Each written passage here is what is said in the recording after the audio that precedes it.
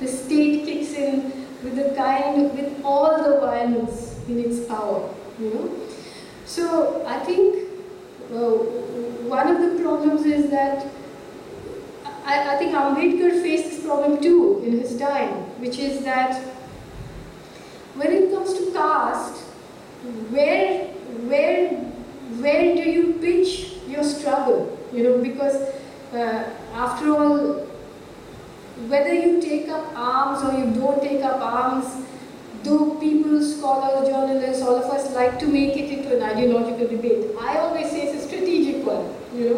For example, if you're fighting a dam, the dam is being built there. Let's say the Narmada Dam. The dam is being built in Gujarat. You have no access to that site.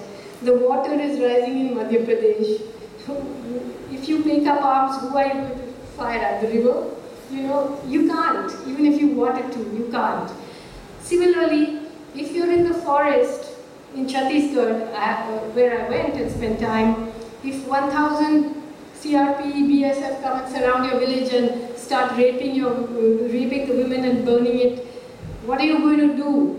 I mean, no political party or hunger fast or anything is going to help, So I keep talking about a biodiversity of resistance. Like, we don't get boxed into one kind of way of thinking. I mean, look at Ambedkar. How many times he crossed the line from resistance into power, into back. He was a very nimble mover. He had that kind of brilliant mind that could do it. I mean, everybody on earth has heard about the salt satyagraha. I myself have been one of the people who, though I was never a Gandhian, I used to always say that this was such a brilliant political theatre, piece of political theatre. But 3 years before the salt satyagraha, Ambedkar led the Mahat Satyagraha, which nobody in India has heard of, except Dalits, who celebrate it every year. But in the Mahat Satyagraha, 10,000 Dalits marched through Mahat to the tank to drink water. And when we're talking about the right and the left, Hindu right and the Hindu left, V.D. Savarkar supported the Mahat Satyagraha, but Gandhi did not. And he wasn't talking exactly about Mahat, but that same month he was saying that when untouchables must get where they want to get by sweet persuasion. But when they do a satyagraha, it's actually a duragraha, which he defined as a devilish force. So, but Ambedkar, though he could have there were 2 Mahat Satyagrahas. The second time round, he could have, stormed the tank again and drunk and forced the Brahmins to give way, and they could have drunk the water, but he chose not to, because he thought that now this is a social problem. It would be much better if he could be empowered by a law, But yeah, for people in the villages. Now, all this is sort of strategic thinking, which I think we should be careful of locking ourselves into just making them ideologies when they could be strategies, very clever strategies. In the same way, I think I've always said this.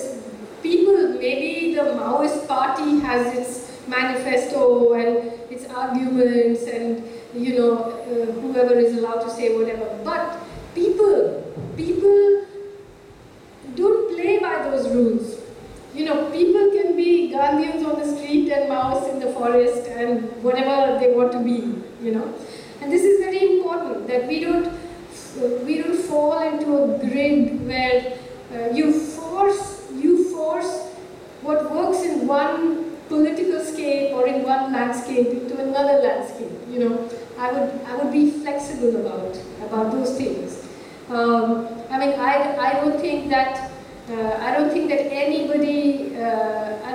anybody can deny the immense work that the BSP has done in building Dalit dignity. At the same time, That doesn't mean that democracy is not so terribly flawed. You know, today we know how flawed it is. It's just been reduced to elections.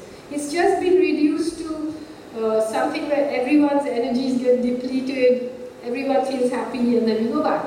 So I think we should be able to handle many levels of different kinds of politics together, and that can only happen when you don't think like the state.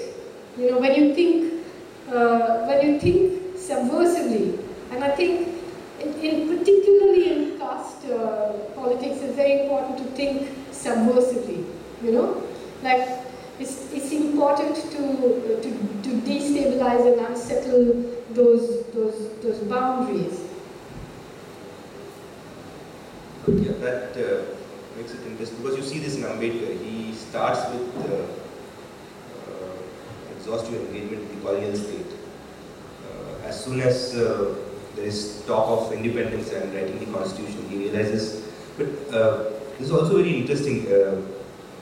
You can see he ceases to be subversive in those times, you know, because the pressure of being a true nationalist is so high that everything has to be strategically worded. So even in the constitution, you cannot use the word religious minorities and so on. So he's troubled. But so maybe are you saying that then constitution was just a kind of compromise that Ambedkar made with the elites? Well, I'm not saying it. He himself, I mean, there's a footnote in my essay where he himself says, I would burn it. You know, I mean, he himself was very disturbed by it. But I think what was very interesting is, as this country hurtled towards independence, I mean, honestly, you know, when you read this book, so many easy ideas, so many default positions get turned over. It's very, very unsettling, you know, so many things. So, anyways, India's hurtling towards independence. Both Ambedkar and Gandhi are worried about what is going to happen to minorities. In Gandhi's case, he's mostly worried about the Muslim minority. In Ambedkar's case, he's worried about what's going to happen to untouchables. And yet, they both have very different reactions, you know. Gandhi starts getting very philosophical, and he says, you know, I don't believe in the country, and it's in the moral will of the people, and so on. For Ambedkar, this category of the people is a very troubling one, you know, because he knows that the people will eventually come to mean the privileged caste Hindu majority. So he's, you know, even though he has spent so many years baiting the Congress, he actually desperately wants to maneuver himself into a position where he can be on the committee that writes the constitution, so that he can put in these safeguards which he's been working on since the 1920s, you know, which he's presented at the round table and so on. And how he gets on to it is an interesting story in itself, you know, because though Ambedkar was he has such a brilliant mind, but Gandhi was a more brilliant politician. He was able to maneuver things in ways where you know, he, even by the late 40s, when the Muslim-Hindu identity became more important than the untouchable and privileged caste identity, all these things were going on at a breakneck speed. So how Ambedkar came to be on the drafting committee, being nominated by the Muslim League from Bengal through the Scheduled Caste Federation, and then Bengal gets partitioned, so again he loses his place, then Nehru nominates him. And it's really a very fascinating story, because in India you had Ambedkar, who became the first law minister, and in Pakistan you had Jyotirindra Mandal, who became the first law minister, also a Dalit, and how they both became so disillusioned with things, you know. So the whole story very, very fascinating. And I mean, I would love to talk about just the, just the process of the idea of writing, because unlike Anand or unlike Suryakant, I'm a writer who, meaning you're scholars and noters and all of that, but for me, the telling of the story was important. How do you tell it? Like, I want to send this book to, when Richard Attenborough made Gandhi, the film, which won 8 Oscars and which is the version of the independence struggle that the whole world knows. Ambedkar didn't even have a walk-on part, So, a couple of years ago, I was in England for something, and I was sitting somewhere, and Ben Kingsley, who played Gandhi, came in and for some reason, went down on his knees and kissed my hand. I said, "Are you sure you're not mistaking me for someone else?" I don't know why he was doing. He says, "No." So I want to send him this book and say, "I want you to play Gandhi again in this film." And it'll be more fun. But how do you tell this story? Because eventually everything is not about just collecting information. It's also about telling a story. How do you tell a story? How do you tell people who don't want to hear the story? How do you make them listen to the story? For me, these are also very, very important things. It's not just that. Let's get a famous writer to write an introduction, but the famous writer is also famous for a reason, didn't get born famous, So how do you, the art of telling these stories is what is going to change the way people look at other people, it's such a deep-rooted and sickening thing that is not, the system of caste is not just that it has made victims of the subordinate castes. It has made victims of us all. It has made victims all of us. We are sick people until we deal with this. Like Ambedkar said, we're sick people, and we have to get this out of our blood. We can't be anywhere. There is nowhere in the world that is as grotesque as this, because not even apartheid. Not even apartheid was as horrible as what we practice today all the time, even though we try to invisibilize it.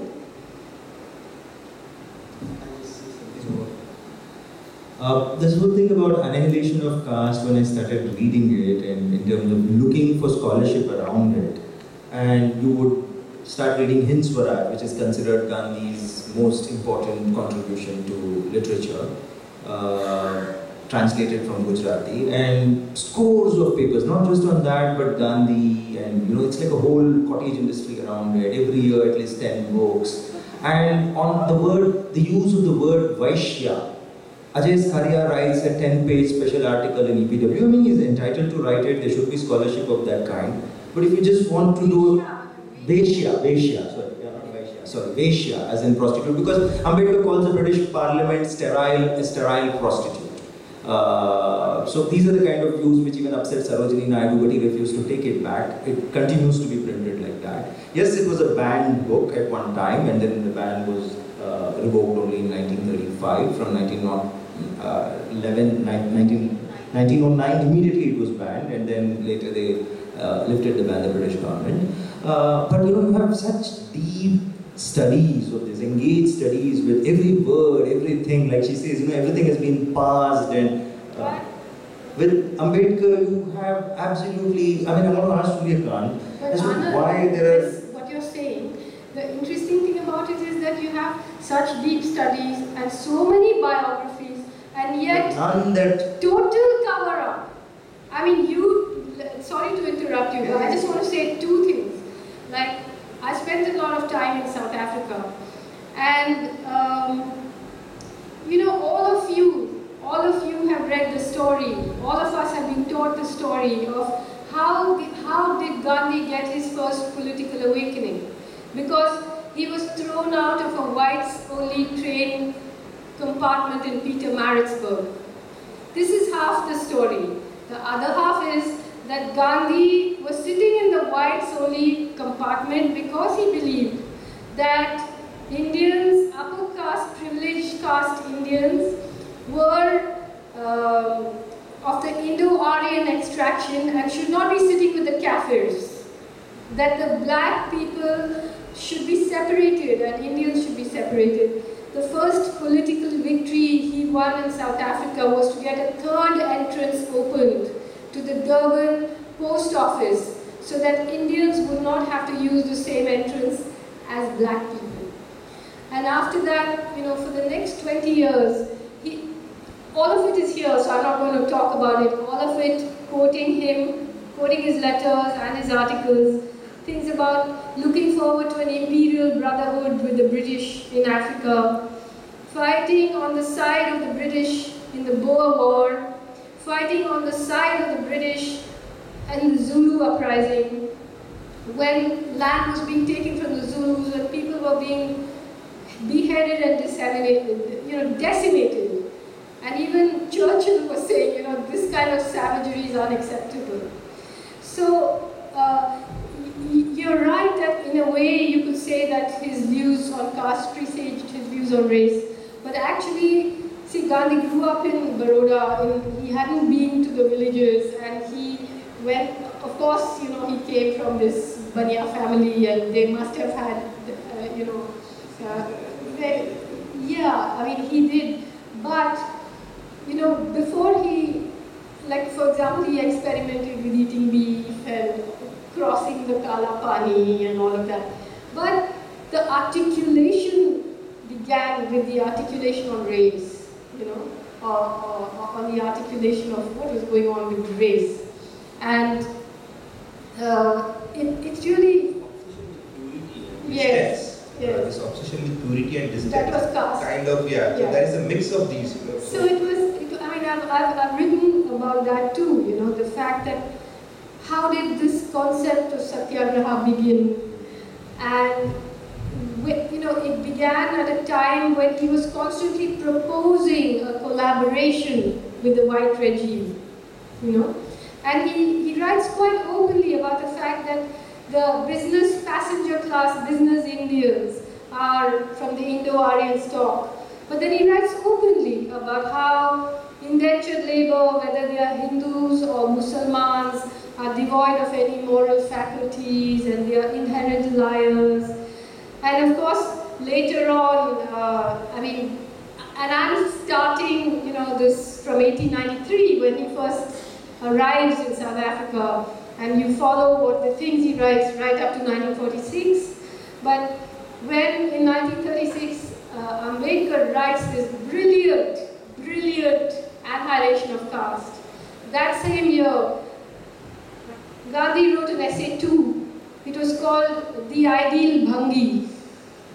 And it's in this book. You have to read it to believe it. You know, he believed that everybody should follow their ancestral calling. And what should an ideal Bhangi be like?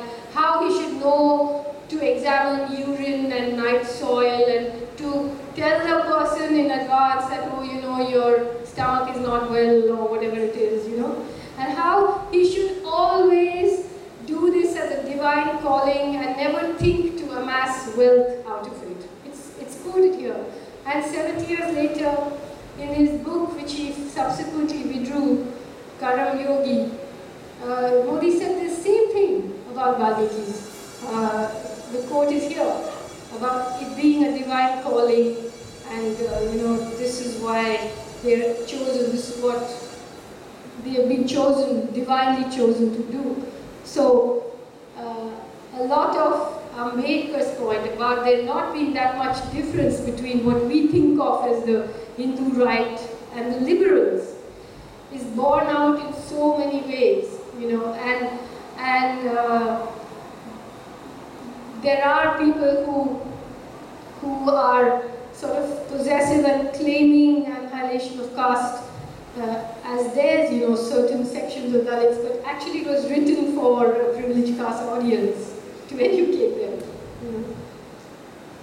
I mean, to go back to that thing of why is there, see, especially after 1991, the Ambedkar centenary, you have a lot of interest in it, and scholars also start doing this tokenism of saying, like she talks in her essay about Outlook will say, who's the best, they'll start doing surveys and you'll find it in the top 5, top 10, this has started. But still, in terms of sheer scholarly engagement, I mean, you have an odd Christoph Jeffrey writing a biography and there's some scholarship happening in India, but in terms of looking at, say, the Annihilation of Caste or the Buddhism, or hundreds of essays and his unpublished writings, most of his, and 70% of his writings are posthumously published. Many times he doesn't have the money to print the kind of, several of them were published by Thacker and Co. here, but several times Ambedkar didn't have the resources to publish as much as the funded empire that Gandhi ran. So, despite that, now we don't find so much scholarship. What do you think, Suryakant, is the reason?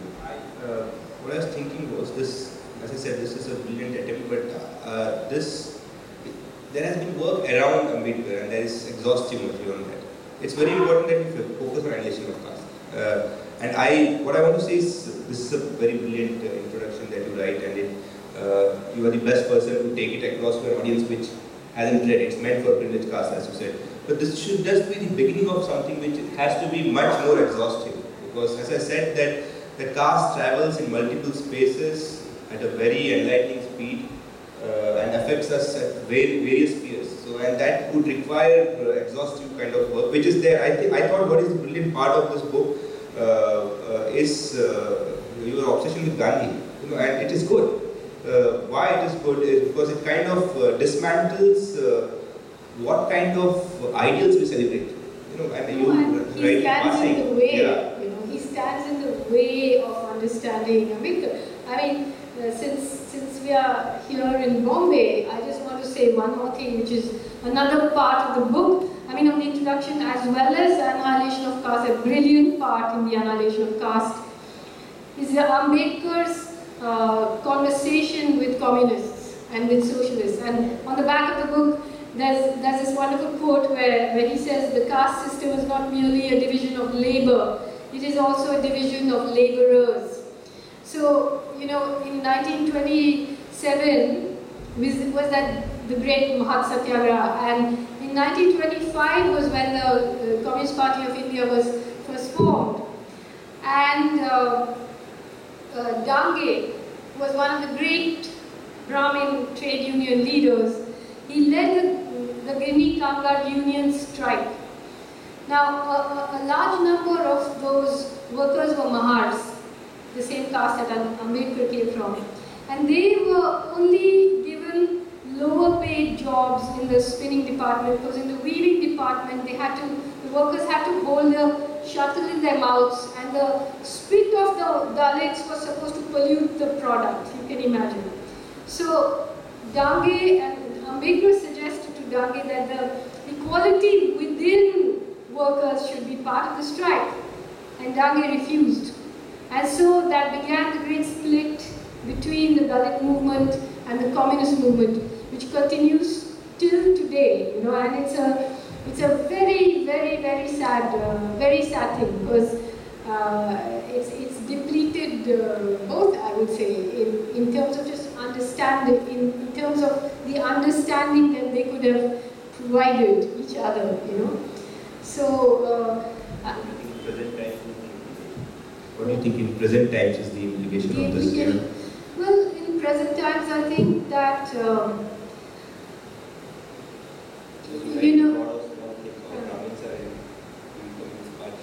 yeah, known here that communist parties, including the Maoist and Naxalite parties, are largely led by Brahmins, because they are the people of the book, and so are communists. But I do think that the danger of I've written about this in a great amount of detail in the introduction, but the danger of embracing liberalization and globalization, because it leads to urbanization and the breaking of the traditional caste-ridden Indian village, comes with a great danger. So there is a description of how caste and capitalism form a very unique ally, and to not have a critique, and I don't mean just of crony capitalism, but I'm saying to not have a really structured critique of capitalism is very, very dangerous for the Dalit movement, and for the communists to not have a critique of what we call Brahmanism just renders it meaningless in India.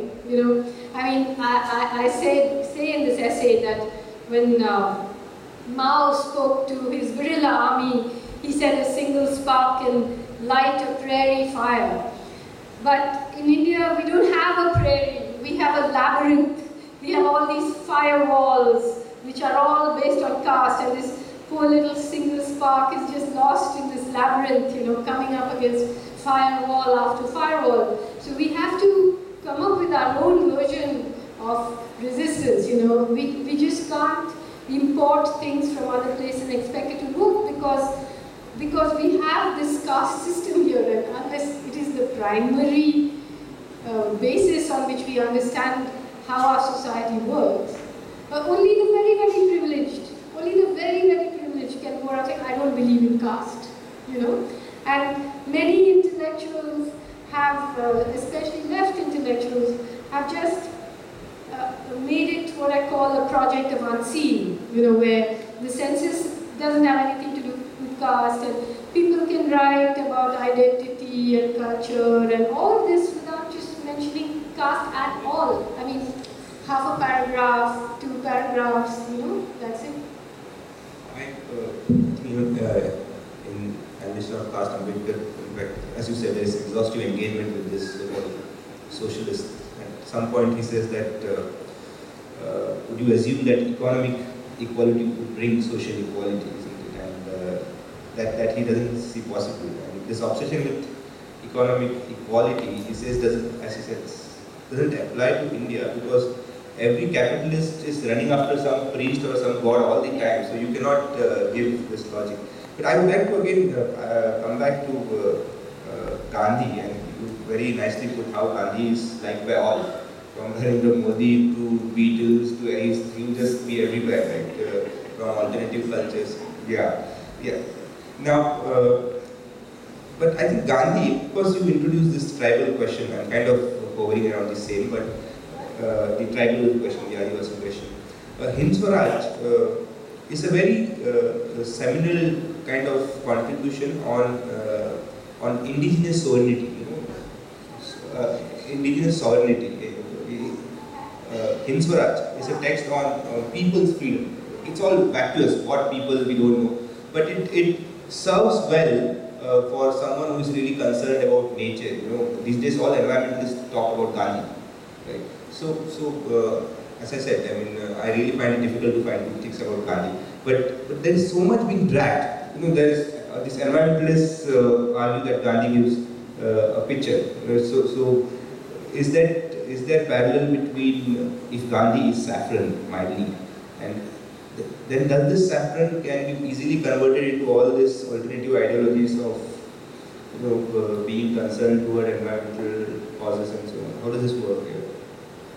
Actually, I think though Gandhi did say some very interesting things. I mean, I don't want to. The one place where I will give Gandhi credit, and I have given him credit in this, is that he did see the seed of cataclysm in this kind of Western ideas of development. He did see the destruction and the way it would strip the earth.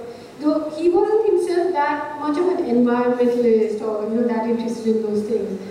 But I think, Hind Swaraj, I really don't know how anyone takes it seriously, because it's just hilarious. It's a hilarious document, where it just goes on about, the British Parliament is a sterile woman and a prostitute, lawyers are prostitutes, doctors are prostitutes. Prostitutes, actually, I have a lot of time for, but anyway. But then there's this whole thing about how India is the greatest civilization, and no one can teach India